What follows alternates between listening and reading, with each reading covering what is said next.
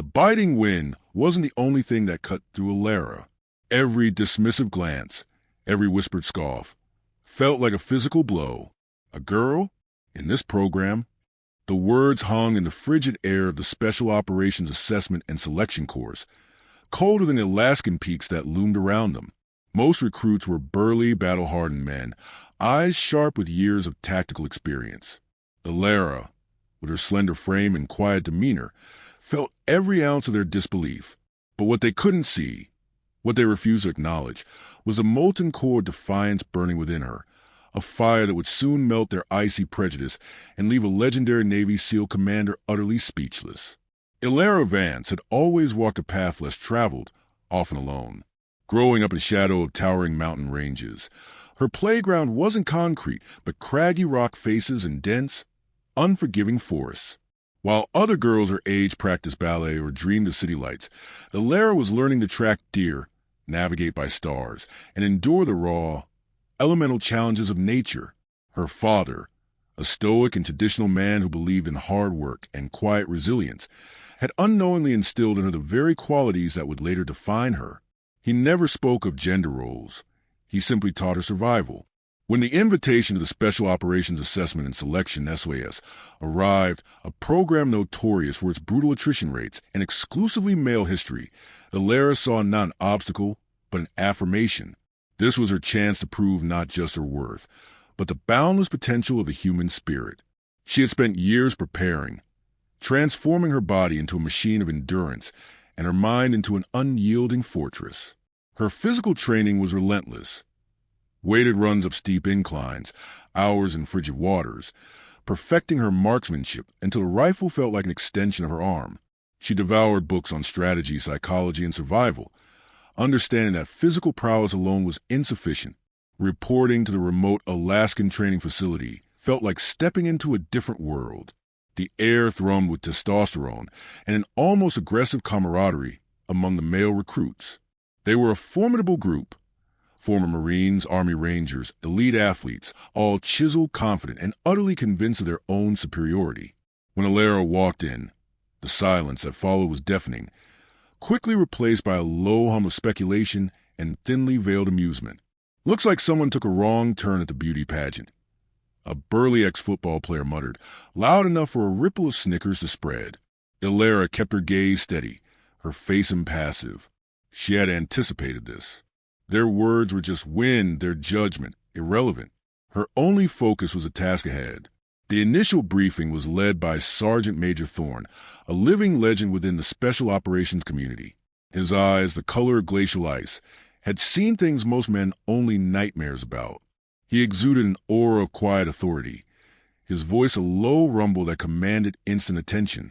He had a reputation for breaking even the most resilient individuals, for finding the hairline crack in their resolve and exploiting it without mercy. When his gaze swept over Alara, there was no recognition, no surprise, only the same cold, analytical assessment he gave every other recruit. It was a dismissal more profound than any insult. The first week was a calculated assault on their bodies and minds. Endless runs through snowdrifts, icy river crossings, sleep deprivation, and psychological tests designed to strip away every pretense of comfort and self-worth. Alara found solace in the pain, turning the burning in her muscles and the ache in her bones into a rhythmic mantra of endurance. While others complained or secretly broke down, she simply kept moving, her breath misting in the freezing air, her eyes fixed on the horizon. One particular exercise, known simply as a gauntlet, became a brutal litmus test. It involved traversing a series of high ropes suspended precariously over a deep, icy ravine, followed by a weighted climb up a sheer rock face. One slip, one moment of hesitation, and the consequence was a freezing plunge and instant disqualification. Many strong men falter on the ropes, their fear paralyzing them. Alara, with her years of climbing experience, moved with surprising agility, her focus absolute. As she reached the base of the rock face, she heard Thorne's voice, cutting through the frosty air. "Vance, what's the holdup? This isn't a stroll in the park." His tone was devoid of personal animosity, purely professional, yet felt like a challenge, an implicit question of her capability. She didn't respond with words, only with action. She attacked the rock, her fingers finding purchase in the minute crevices, her body moving with a fluid grace that belied the heavy pack on her back. When she reached the top, panting but victorious, she allowed herself a fleeting glance towards Thorn. His expression remained unreadable, but for a split second, she thought she saw a flicker in his eyes. Not approval, but perhaps a hint of something akin to acknowledgement. It was enough. The spark within her now had a tiny, almost imperceptible, flicker of external recognition. The whispers intensified, not just in the recruits, but from the shadows of Command 10 itself. She's a liability. This isn't about equality. It's about combat effectiveness. Their words were sharpened knives, aimed directly at Alara's spirit. A grueling 72-hour simulated survival mission deep in the unforgiving Alaskan wilderness loomed. A test designed to break the strongest. They expected her to crack, to beg for extraction. But what they couldn't predict was that within the chilling embrace of the wild, surrounded by the ghosts of their doubt, Alara would uncover a strength so raw, so primal. It would not only silence her critics, but also force a reevaluation from the most cynical observers, including Sergeant Major Thorne himself. The SOS program progressed, each week stripping away more layers of comfort and self-delusion. The initial bravado of some recruits had dissolved into weary resignation. Many had quit, their spirits broken by the relentless physical and psychological torment. Alara, however, seemed to draw strength from the adversity. Her quiet resilience, initially mistaken for weakness, was beginning to stand out. She rarely spoke unless spoken to, never complained, and executed every task with unwavering precision. Yet, the doubt persisted, a constant hum beneath the surface. It wasn't just about her physical strength anymore. It was about perceived suitability. During tactical drills, when leadership roles were assigned, she was consistently overlooked. When team decisions were made, her input was often ignored or dismissed, even if it was sound. It's about unit cohesion, one instructor explained to a curious recruit. Some roles, they just aren't suited. Alara heard it all. She saw the glances, felt the subtle exclusion. It was like being an invisible ghost in a room full of living, breathing soldiers. The psychological warfare was, in many ways, harder to bear than the physical pain. It chipped away at her sense of belonging, making her question if her presence was truly a disservice to the unit, if her dream was, in fact, a selfish folly.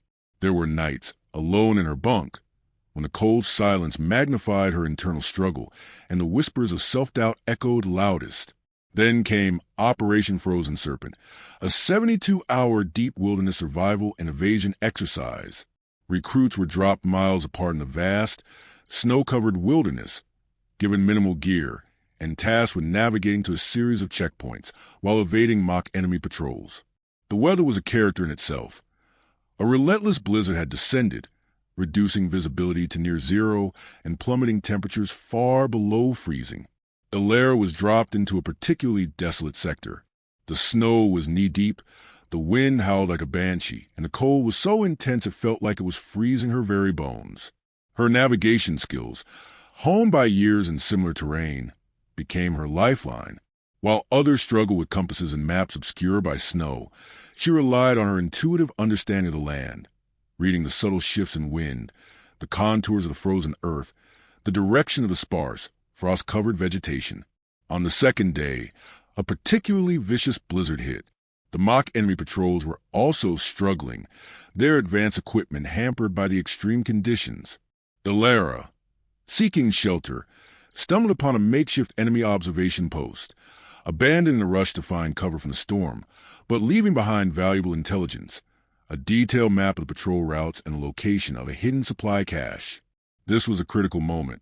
Her primary objective was evasion and navigation. Reporting this intelligence would mean breaking radio silence, exposing her position, and diverting from her assigned route, potentially jeopardizing her own completion of the mission. But if she didn't, the information might be lost, impacting the overall exercise for everyone. The ethical dilemma weighed heavily on her.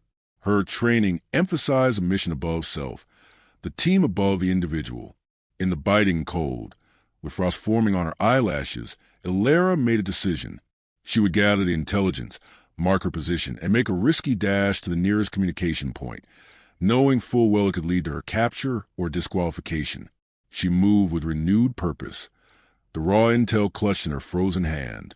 The journey was harrowing. She narrowly evaded patrol, burying herself in a snowdrift for hours until they passed. She pushed through exhaustion, her body fueled by a quiet determination that surprised even herself. When she finally reached a secure radio post, her fingers numb, she transmitted the intelligence.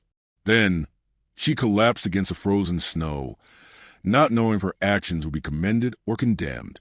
Unbeknownst to Alara, her movements had been closely monitored by a hidden drone, operated by Sergeant Major Thorne himself. He had witnessed her discovery of the intel, her internal struggle, and her subsequent decision. He had seen her push through unimaginable conditions, sacrificing her own mission parameters for the greater good of the simulated operation. As he watched her transmit the report, then fall exhausted into the snow, a flicker of something new crossed his face, a silent, grudging respect. The crucible of doubt meant to break her had instead forged an unbreakable resolve. The unseen spark was now a steady flame, visible even in the dim light of the command center. The final, most brutal test wasn't on the official schedule. It was an unexpected, chaotic nightmare, a real-world emergency, a civilian search and rescue in the heart of the storm-ravaged mountains, far beyond the controlled environment of their training. Panic threatened to grip the seasoned recruits. But as chaos reigned and leaders faltered, it wasn't the loudest voices or the largest muscles that cut to the fear. It was a quiet, steady command of Alara, the woman they dismissed, whose actions would not only save lives, but would also force a legendary commander to make an unprecedented public declaration of respect. The completion of Operation Frozen Serpent brought a brief, almost luxurious, period of rest and debriefing. Alara's intelligence report had been crucial, allowing the exercise planners to effectively rear out mock enemy patrols and ensuring a higher success rate for the remaining recruits. The instructors, however, remained poker-faced, offering no direct praise for her initiative. Thorne's gaze, when it met hers, was still unreadable, but the subtle shift she'd noticed earlier felt a little more pronounced. The final phase of SOAS was supposed to be a series of advanced tactical drills and a ceremonial graduation, but the Alaskan wilderness, as always, had its own plans. A sudden, violent ice storm, far worse than anything predicted, swept through the region, grounding all flights and cutting off communications to several remote communities. News filtered in of a small civilian plane, carrying a family that had gone down somewhere in the treacherous mountain range where the recruits were still stationed. The SOAS camp was suddenly plunged into an unforeseen real-world emergency. The trained, disciplined environment dissolved into a scramble of frantic preparations. Rescue teams were mobilized, but the weather made any air support impossible. Ground teams were the only option, and the SOAS recruits, already trained for extreme conditions, were the closest and most capable force available. Sergeant Major Thorne took command of the search and rescue operation. His face was grim, his voice sharper than usual. This is not a drill. Lives are at stake. We move fast, we move smart, and we don't quit until we find them. Teams were rapidly assembled. Alara found herself assigned to a small search party led by a burly, experienced recruit named Corporal Jensen, one of her harshest critics. The conditions were horrific. Freezing rain turned instantly to ice, coating every surface in a treacherous sheen. The wind howled, whipping snow and ice into a blinding frenzy. Visibility was almost non-existent. As they began their ascent into the mountains, the stress and the reality of the situation began to take its toll on the recruits. Jensen, usually confident, became increasingly agitated as their progress slowed to a crawl. The harsh conditions were disorienting, and their communication equipment began to fail due to the ice. They were losing hope, and, critically, they were losing their bearing. "We're lost, damn it!" Jensen yelled into the wind, slamming his fist against a tree trunk. "We can't see a thing. We need to turn back, get our bearings." Panic was starting to set in, infecting the small team. It was in this moment of crisis, when chaos threatened to engulf them, that Alara stepped forward. Her voice, though quiet, cut through the wind and Jensen's frustration with surprising authority. "No, Corporal. We keep going. The wreckage will be downwind from the last known trajectory, and there's a small ridge about 3 clicks east that offers some shelter. We can navigate by the wind patterns and the angle of the ice build up on the trees. Jensen turned, his eyes narrowed, ready to snap back. What are you talking about, Vance? You think you know better than me? I know these mountains, Corporal, Elara stated, her gaze steady, unflinching. My father taught me. I've spent my life in terrain like this. We need to maintain our direction, conserve energy, and trust the subtle signs of nature. Panic will get us killed, and more importantly, it will get that family killed.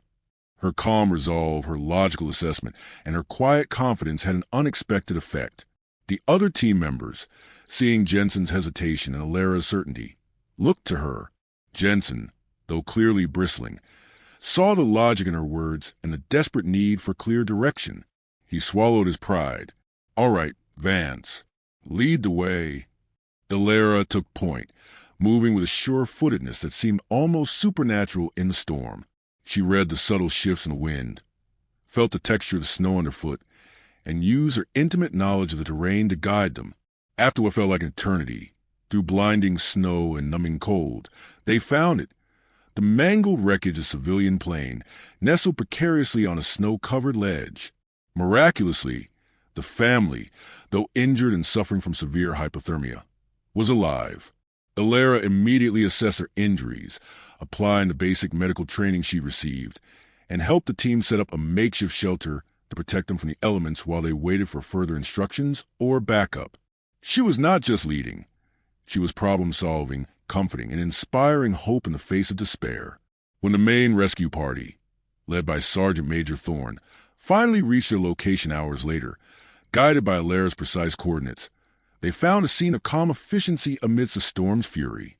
Elara was tirelessly working, her face streaked with dirt and ice, her hands still tending to the injured. Thorne's gaze swept over the scene, taking in the family, the organized shelter, and the exhausted but relieved faces of the team. His eyes finally rested on Elara. He walked over to her, his movements deliberate. The wind howled around them, muffling all other sounds. The other recruits and rescue personnel watched, a tense silence descending despite the storm. Everyone knew Thorne's reputation. A man who never showed emotion, never praised lightly. He looked at Elara, his ice-blue eyes piercing, then slowly, deliberately, he brought his hand to his brow. A crisp, unwavering Navy SEAL salute. The entire training ground, now a makeshift rescue command center, froze. Jaws dropped. Whispers died on lips. Corporal Jensen, who had once scorned her, stood rigid, his own eyes wide with awe and a profound sense of shame. It was a moment that transcended rank, gender, or prejudice. It was a salute of absolute, undeniable respect, publicly bestowed by a legend upon the woman they had all said didn't belong. The echo of that salute resonated far beyond the snowy peaks, shattering every preconceived notion of who could stand among the elite. Elara's journey wasn't just about passing a test. It was about rewriting the unwritten rules, proving that the truest measure of a warrior lay not in muscle or gender, but in an unbreakable spirit. But the greatest challenge still lay ahead. Living up to the impossible standard she had set, and inspiring a new generation to see that belonging was not granted, but earned with every beat of a courageous heart. The aftermath of the rescue operation was a blur of activity. The injured family was safely evacuated, and the SOS recruits, now battle-tested in a real crisis, were finally able to rest. But for Elara, the world had fundamentally shifted. That single, silent salute from Sergeant Major Thorne had been more powerful than any speech, more validating than any certificate. It had cut through years of prejudice and doubt, not just for her, but for everyone who witnessed it. News of the incident spread quickly through the special operations community. A female recruit, against all odds and pervasive skepticism, not only survived the harshest election course, but had also effectively led a critical real-world rescue mission, earning the personal salute of Thorne himself. The story became a legend almost overnight. When the official graduation ceremony finally took place weeks later, the atmosphere was different. There was a palpable sense of respect, a quiet acknowledgement of a new standard that had been set. As Alara's name was called, and she walked forward to receive her certification. The applause was not just polite, but heartfelt and genuine. Even the recruits who had once scoffed at her now offered nods of respect, some even a quiet, "Well done, Vance." During a private debriefing, Thorne finally spoke to her at length. His voice was still gruff, but now tinged with something akin to admiration. "Vance," he began, "you broke every mold. You didn't just meet the standard, you pushed it higher. You proved that true capability isn't found in what people expect you to be, but in who you truly are when everything else is stripped away." He paused, his gaze intense. "Don't ever forget that. And don't ever let anyone tell you where you don't belong." Alara's journey didn't end with graduation. It was just the beginning. She joined an elite unit, becoming one of its most capable and respected members. Her path was still challenging, but now, the initial skepticism had been replaced by a deep-seated trust and camaraderie. She deployed on critical missions, demonstrating not only her tactical prowess, but also her exceptional leadership skills and her unwavering calm under pressure. She never sought the limelight, always preferring to let her actions speak for themselves, just as she had in the Alaskan mountains. Her presence in the special operations world began to quietly change things. Younger female recruits, once deterred by the sheer impossibility of the path, now looked at Alara's story as a beacon of hope. They saw that the barriers weren't insurmountable, that dedication and an unbreakable spirit could indeed forge new paths. Alara became a mentor, not through grand speeches, but through her consistent example, demonstrating that grit, courage, and selfless service knew no gender. Years passed. Alara rose through the ranks, earning promotions and accolades, her name becoming synonymous with resilience and excellence. Sergeant Major Thorne, now retired, would occasionally be asked about the turning point in his long and distinguished career. He would always recall the ice storm, the lost family, and the young woman who, against all odds, led the rescue. He would describe the precise moment he offered that salute, a silent admission that his own preconceived notions had been shattered. She didn't just earn her place, Thorne would often say, his voice deep with conviction. She showed us what a true warrior looks like. She reminded us that courage isn't about fitting a stereotype. It's about the fire in your heart when the world tells you to quit. Alara's legacy wasn't just about being the first or the only. It was about defining what it truly meant to belong. Not by receiving permission from others, but by earning it through an unwavering commitment to excellence, integrity, and an unshakable belief in oneself. She had proven that while some might say you don't belong, true belonging is found within, forged in the crucible of your own grit and glory, capable of making even the most hardened heart stand in awe and salute. Her story served as a timeless reminder that sometimes the most powerful statements are made not with words, but with a quiet resolve that changes the world, one saluted moment at a time.